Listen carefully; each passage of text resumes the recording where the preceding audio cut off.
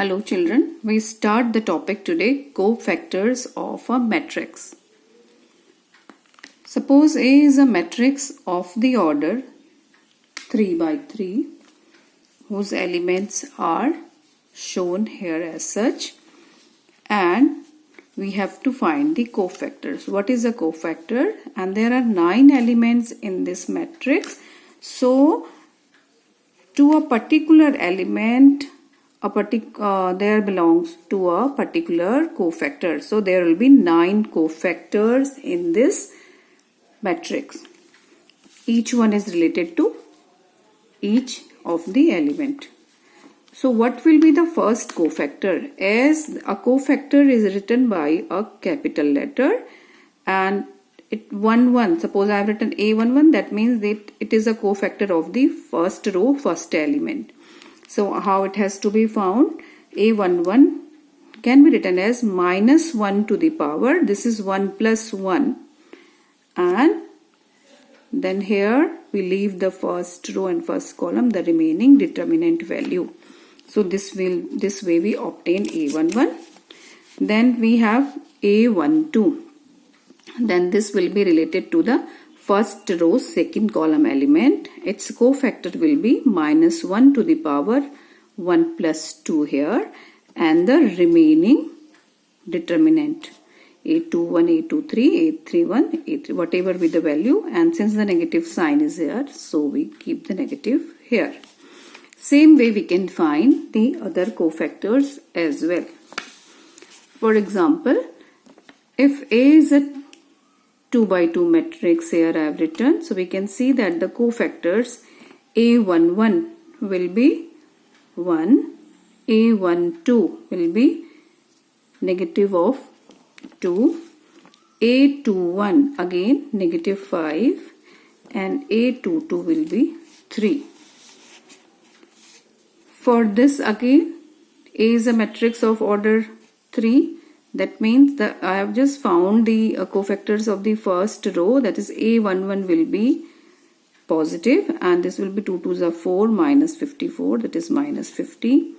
A12 again with the negative sign, A12 6 plus 9, that will be 15, and with the negative sign. Then A13 positive, 6 3s are 18 plus 2, and that is 20. So this way I found the cofactor of first row of this matrix. Now we need to understand what is a adjoint of a matrix. Adjoint of a matrix is denoted by this ADJ, and it is a matrix obtained by the transpose of the matrix of cofactors. If A is a matrix given as such and adjoint of A is defined, and these are their corresponding cofactors. These are the cofactors of first row, second row, third row, and if I take the whole transpose here, the adjoint of A is this one. This row becomes the column, and second row becomes second column, third row becomes the third column. Now we have theorems related to adjoint. The first theorem, A into adjoint of A is equal to adjoint of A into the matrix is equal to determinant of A into identity matrix. And this is very important property here, and this leads to the new finding. What happens if I divide this and this by determinant A, so that here remains only identity matrix, and if I keep it A and this as adjoint A upon determinant A together and A here, so I get the thing of the form that AB equals to BA equals to I. The same thing we studied in matrices as well. So I can clearly say here that B is the inverse of A. So in other words, if I need to find the inverse, of a matrix I can find this way by finding first adjoint and then dividing it by its determinant, and this way we can find the inverse. Now we will work on how to find the inverse of a matrix using adjoint. So if A is a square matrix, first of all there are a few things we need to do before finding. If A is a square matrix, it is called singular if determinant of A equal to 0, and the inverse of a singular matrix cannot be obtained. We can only find the inverse of a matrix if it is non-singular. What is the meaning of non-singular? Then determinant of A is not equal to 0. I am taking the question number 5 of exercise 4.5. Here we need to find the inverse of a matrix given. So what is the procedure?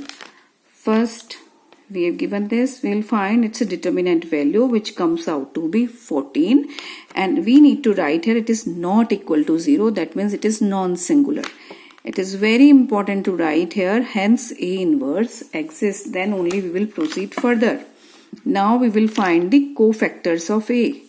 Cofactors of A, as of the first row we will find A11 will be again 3, A12 will be negative of 4, A21 will be again negative of negative 2, that is 2, A22 will be 2. This way I have found the cofactor.